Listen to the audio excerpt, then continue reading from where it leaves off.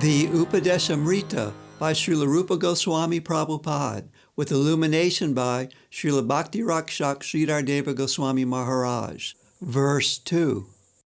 Atyahara prayasascha prajopo niyamagraha Gana sangas chalolyam cha sadbhir bhaktir vinashati. Eating too much or collecting more than necessary, performing extraneous endeavors that are against devotional service, speaking about mundane subject matters, neglecting the injunctions of the scriptures or blindly following scriptural injunctions, associating with mundane people, and mental restlessness. These 6 things destroy devotional service. Illumination by His Divine Grace, Srila Bhakti Raksaka Sridhara Deva Goswami Maharaj. Atyahara refers to whatever we collect and also to feed oneself more than necessary.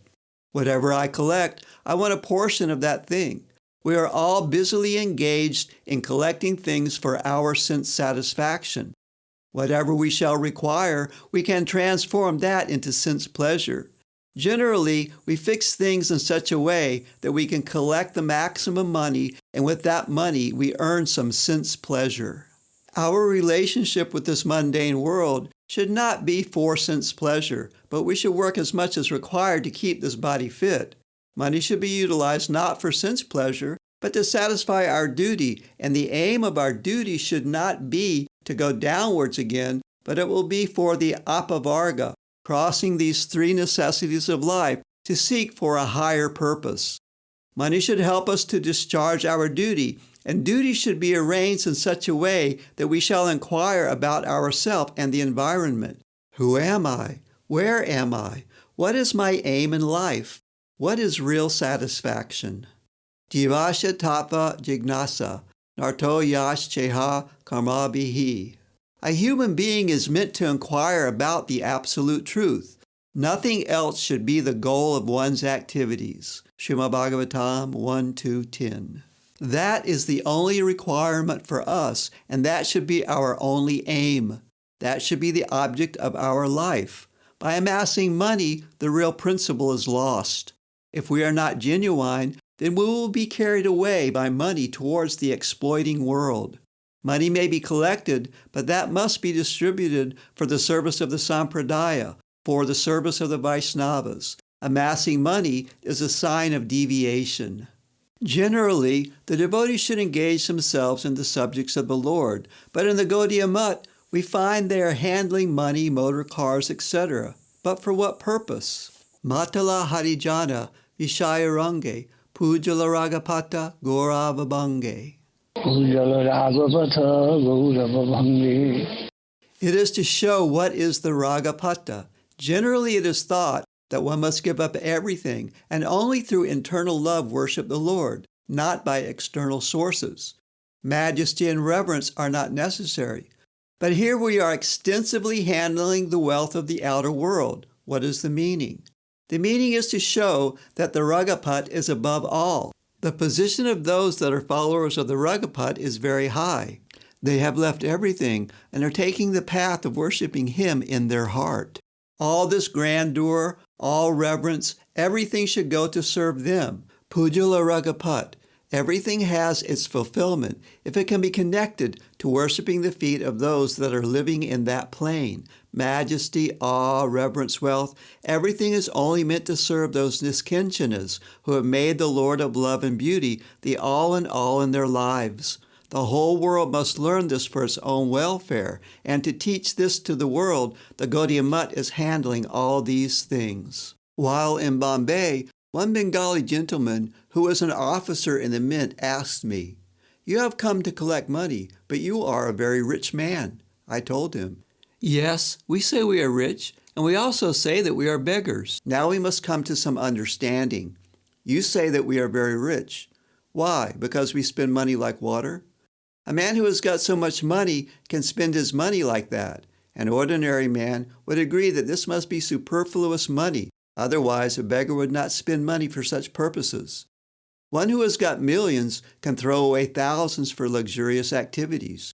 You think we have got much money, but we say we are beggars with no money. Still, we spend money in such a way. Now the question will come, whether what we spend will be for a good purpose or a bad one. A doctor may not be wealthy, but he has got a motor car because he can attend many patients thereby. This is not a luxury. Generally, men will think that one who has got a car or a plane must be a money man of high order. Then only can he keep such things. But for business purposes, he may keep such things.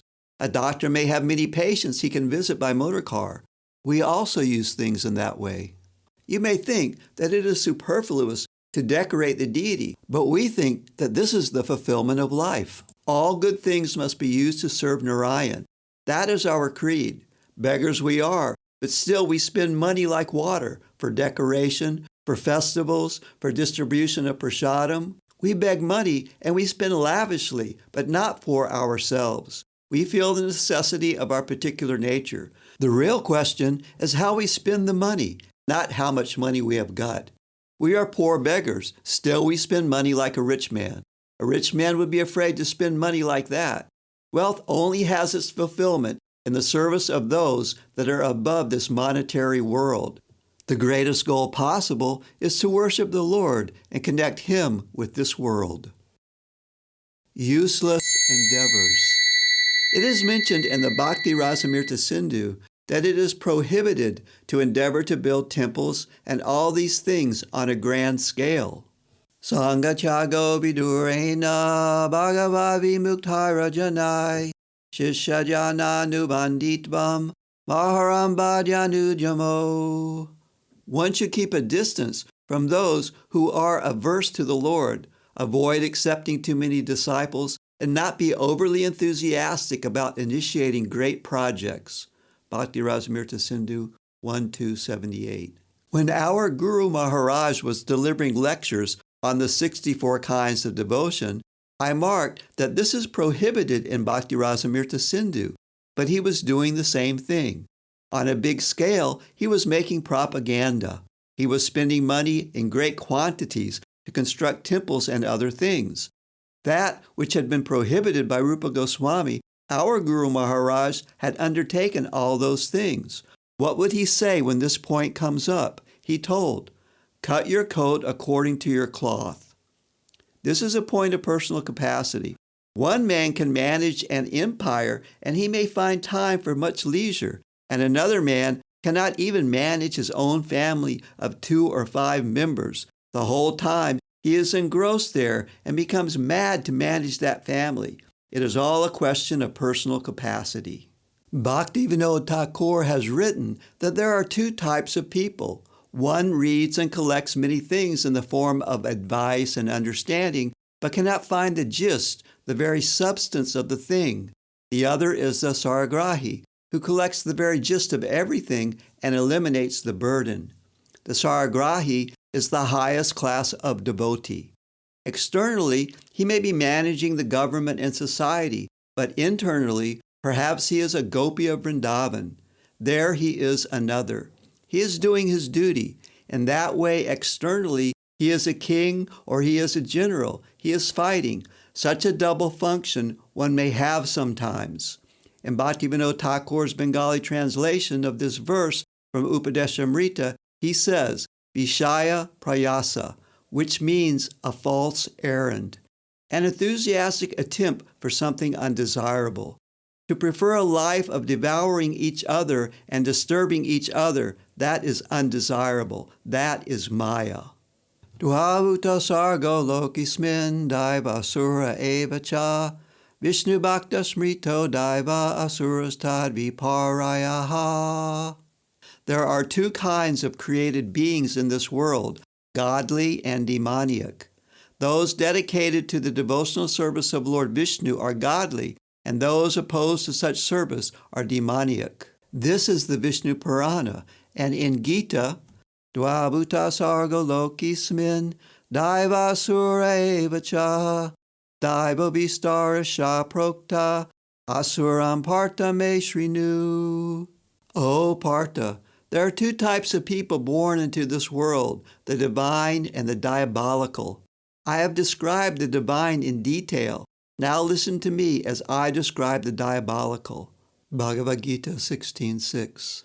Asura means struggling for closer bondage, and Deva means struggling towards the right direction.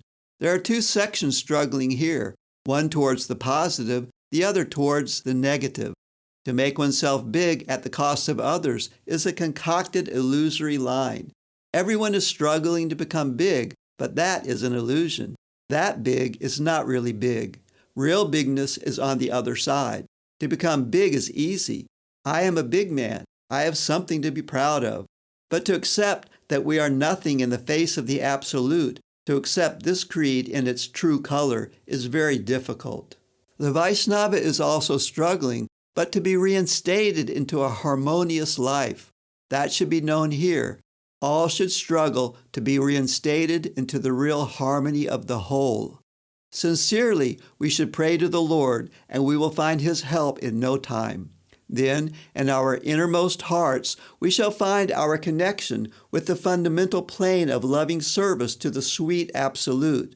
Then we shall find that the Lord of love is Krishna, the beautiful reality. When a beginner is trying to conquer his senses, at that time he cannot avoid struggle. Progress means struggle of different types. Generally, the time of trouble begins at the stage of the Madhyam Adhikari. At the lower stage of the Kanishta Adhikari, one does not measure how much devotion he is getting or not. With a peaceful mind, he is engaged in archana, etc. But at the Madhyam Adhikari stage, a real struggle begins in one's life, how to adjust, not only as advised by the scriptures, but also our social position, our relationship with the world, with the society, with education, etc. The tendency to preach for propaganda comes at this stage. The Madhyam Adhikari wants to extend himself and remove the difficulties in his environment and tries to convert the environment for that purpose. The Madhyam Adhikari is a life of struggle, and when he reaches the stage of Uttama Adhikari, then he becomes peaceful in life. He sees everywhere that things are going well according to the will of Krishna. Very easily, he can see the will of Krishna everywhere, so he has not much to struggle for. But when living in this ignorant plane of misconception, he acquires harmony by seeing both things, Maya and Ishvara. He wants to install God consciousness, and he tries his hardest to remove the misconceptions. That is a period of struggle. Sadhana dasa, this stage is full of struggle. Then when he comes to the stage of Apanadasa, he feels peaceful in Bhava Bhakti and then Prema Bhakti. But there is again another struggle when he is already in Leela. That is in another plane. In Vrindavan, there is also competition. There is also struggle. Yashoda will think how to control this naughty child. I failed. I can't manage him. In this way, there is some sort of struggle, but that is produced by Yoga Maya. Prema Bhakti is also dynamic in character, not static. Where there is something dynamic, there is some struggle. The competition is there. There is a play in the Sakya Ras, two parties. One party wants to conquer another party. One says Krishna, another says Balaram. That is also a struggle. But that is purely of another type. That is transcendental play. And in Madhurya Rasa, also there are several parties. Radharani's party, Chandravali's party, so many parties there are. And the servitors of every party are to manage for their own interests, the interests of their mistress. That type of dynamic character means some sort of struggle, a sweet struggle. And here in this plane, it is bitter. Here we have to struggle to remove the nescience and to invite pure knowledge. This struggle is a little bitter. Not only that, it is tasteless and painful sometimes. But when we enter that higher arena, the struggle becomes more sweet. Leela means a sort of struggle. Useless talks. To abuse the reign of our self-control and allow ourselves to enter into discussions of anything and everything, that is prajalpa. Prajalpa generally becomes para doshanusandana, finding fault with others. That is generally the subject matter of idle talks. When the guardian analyzes this fault within his affectionate disciple to point out and correct him with a sympathetic and graceful eye, he himself will not become contaminated if he is pure enough. When a doctor is treating an infected patient, The infection may naturally come to him, but if the doctor is well guarded, it will not infect him, as he is conscious of the poisonous nature of the disease and is very careful when he tries to remove it from the body of the patient.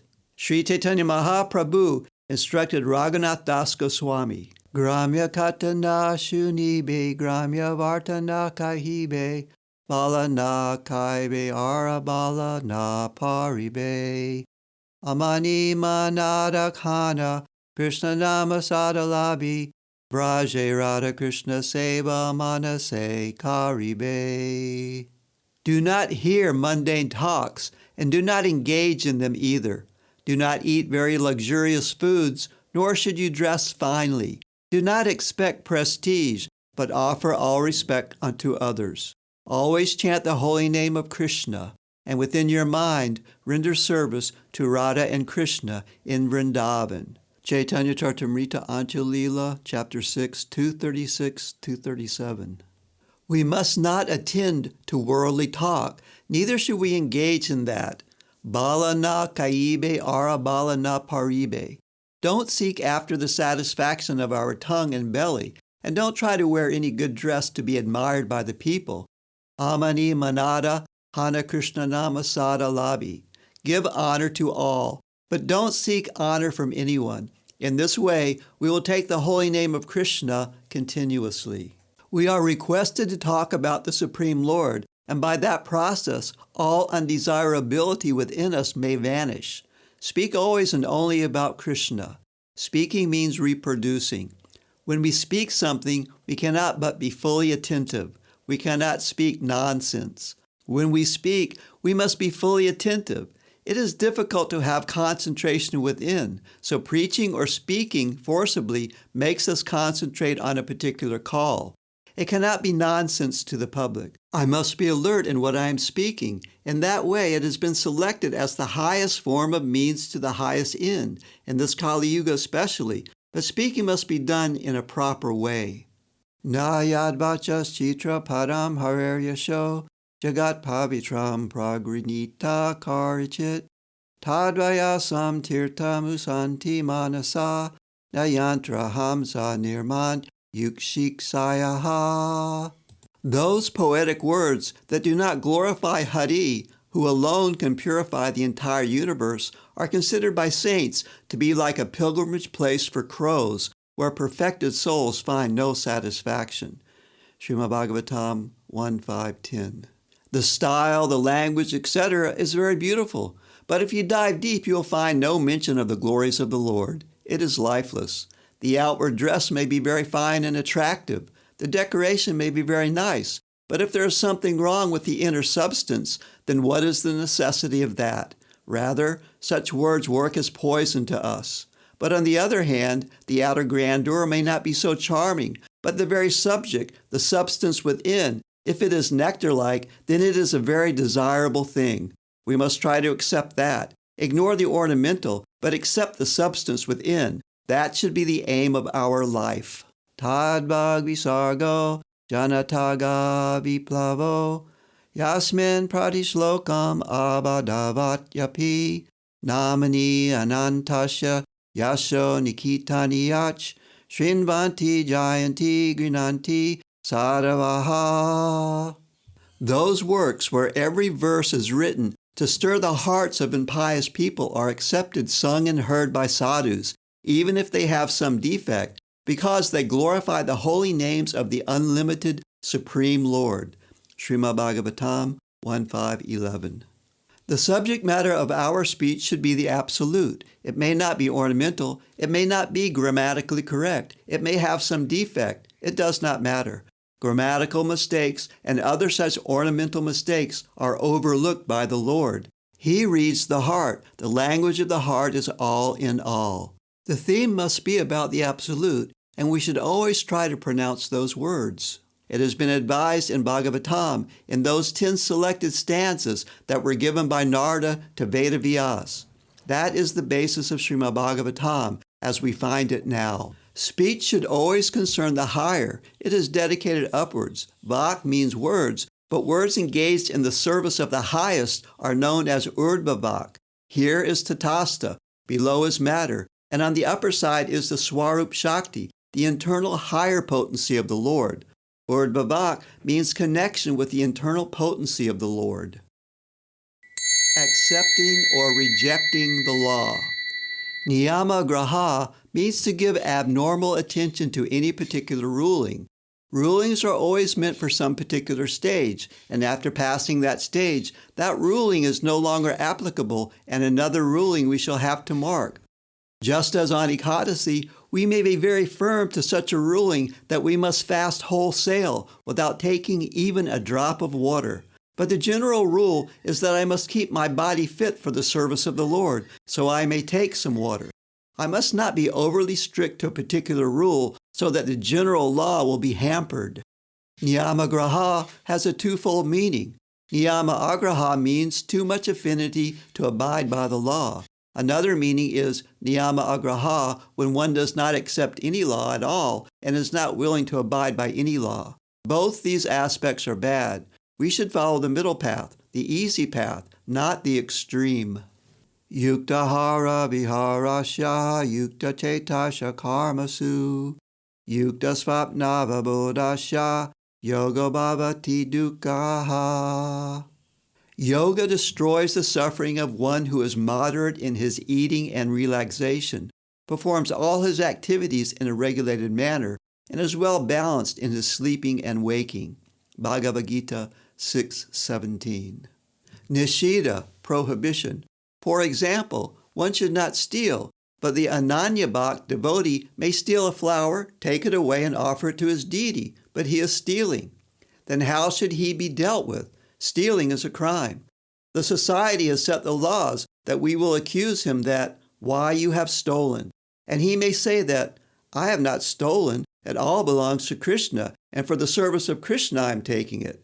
If that is his sincere vision, then he is not to be punished. If one is stealing for the purpose of Krishna, then that is not stealing, because his vision is so deep, he sees that everything belongs to Krishna.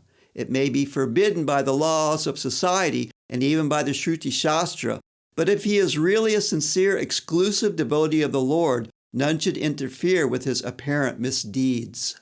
The Lord is seeing from the absolute standpoint, and the relative standpoint cannot come in clash with that. His movements are nirguna, transcendental. But on this saguna, mundane plane, there is a gradual development from tamoguna, ignorance, to rajoguna, passion, then sattvaguna, goodness. If they encroach upon the rights of the nirguna on those who are Krishna's direct servants, then their relative vision is wrong. He is on the absolute plane. Whatever he is doing, if he considers Krishna to be the unchallenged master of everything, then he is right and they are wrong. That thing belongs to him. This belongs to them. This woman belongs to that gentleman. This is simply a contract amongst you. But from the absolute sense, it does not have any position. Everything belongs to Krishna, and one who works backed by Krishna consciousness is right. Mundane association. Gana Sangha means to be very approachable to the ordinary public for politics, sociality, feeding the poor, etc.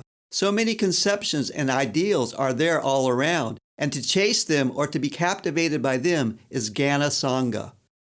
Sadhu Sangha means that association which promotes us towards a higher cause, and that which takes us away from that cause is Gana Sangha or Asat Sangha, just the opposite, a perverted reflection. It must not be maladjusted. Each person should be properly adjusted. We must have eagerness to mix with the sadhus of a higher type.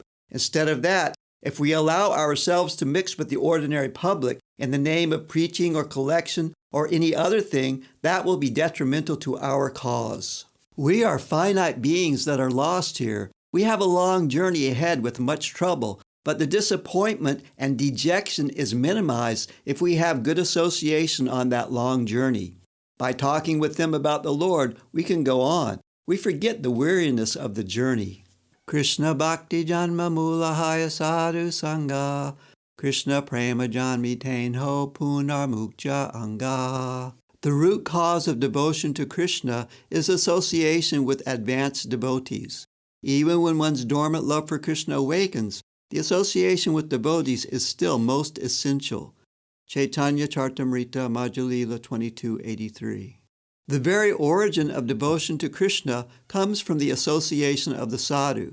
Krishna prema janme, tenho punar mukcha anga. And when we acquire a drop of divine love within our heart, then also our hope, solace, consolation, health, everything comes from the association of the devotees. The devotees are all in all, from the beginning up to the end. Our favorable companions can help us in our journey towards the infinite. They are something solid, something concrete, similar in nature to us. Only with the interchange of our thought, good, bad, hope, despair, everything they can appreciate, and in a group we can go on. Otherwise, if we are alone, we will think, oh, what am I doing? I am wild goose chasing. A reaction may come, and we may leave our bhajan and go away. Our Guru Maharaj gave much stress on the association of the devotees. Dustamana, tumiki sara Vaishnava, pratistara tari, nirjanera gari, tava harinama kevala kaitava. O mind, what kind of Vaishnava are you? To gain false prestige, you sit in a solitary place, but your chanting of the holy name is only cheating. Vaishnava K.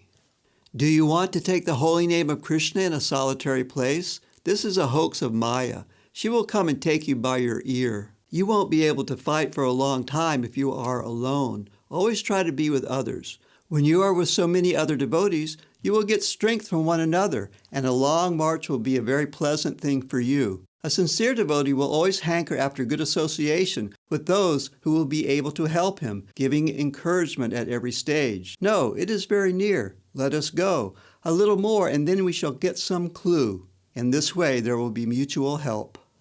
I was once told that Napoleon reached somewhere with his soldiers in a harsh land, and they were standing there for a long time. They were very tired, and they wanted to take a seat. They could not go on standing any longer. Then Napoleon put them in a circle and asked them to take their seat. Everyone was giving a seat to another by sitting on another's lap. In this way, in a circle, everyone got a seat. That was the Napoleon chair. Sadhu Sangha is like that. When my mind is a little depressed, the sadhu will come to encourage me. In this way, the journey forwards is very comfortable. Mental restlessness. Lalya means weakness of the heart, or weakness of our promise towards the object of our life. Whatever I find, I engage myself in that. Everything is attracting my attention. We are busy with small, petty things that are drawing our attention, and we avoid the real problems of life. We are busy with irrelevant things. Mandasha manda prajnasya, vayomanda yushascha vai, nidraya hriyate naktam, divya chavyarta karma bhi. Lazy people with little intelligence and a short lifespan pass their night sleeping and their day performing useless activities. Srimad Bhagavatam 1:16-9. We find hundreds of things, and if anything and everything comes to capture my attention, that is lalya. We must save ourselves from that nature. There is no end to engaging our senses. All the senses are busily engaged. There are 1,000 engagements, and mostly those engagements are those that do not know the real necessity of the self. One who does not know his home travels in a foreign land, satisfying his curiosity by working endlessly. That is to be found in the world. Apashyatam atma tattvam. This is important. One who has a normal understanding accepts this, not the majority of abnormal thinkers. It is Shrotapanta, the revealed truth. That must come from the perfect realm, from God Himself. Here is established the indispensable necessity of Shrotapanta, the method of revelation.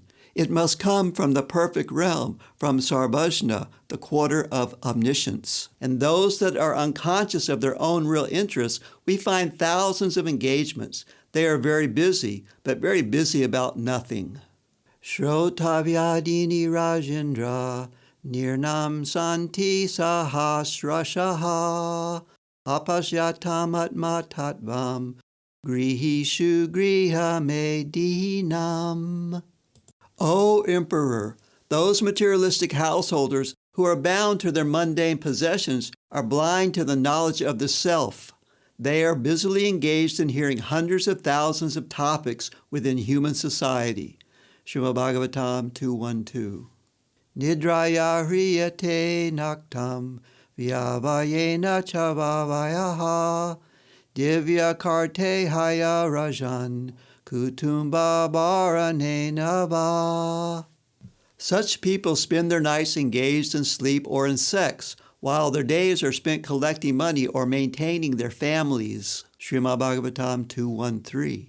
What do we see if we look around? Two things: nidraya, sleep, or via vayena, playing with women. Night passes in these two ways. In the daytime, they are in search of money or serving their near relatives. We tend to associate with those that we can exploit, those that supply our sense pleasure. We are surrounded by them. Deha patya kalatrastis vatmasanyeshu asatpapi tesham pramato nidanam pashyanapi na pashyati. The material body, wife, children, and everything in relation to them are like fallible soldiers, and those that are overly attached to them, despite their experience, do not see their own imminent destruction. Srimad Bhagavatam 2.1.4. We are fully engrossed in the interests of family life for our own sense pleasure. We are so engaged in that sort of false duty that we do not have the leisure to see that our own death is drawing nearer to us. Seeing, but also not seeing. It is a plain thing. I see that everyone is going into the jaws of death, but still I cannot see. I don't care to see. This is the peculiar position we hold now. The final danger is approaching, and I'm sleeping through that. I don't care to take notice of that. What can be stranger than this? Only our particular attention is necessary for the solution. Only a moment is enough. So many trees and mountains and hills are living for years and years, age after age, no benefit. It is not a question of longevity or a question of time. What is necessary is that I turn my attention toward my own self. What am I? Our attention should be drawn to our own real interest.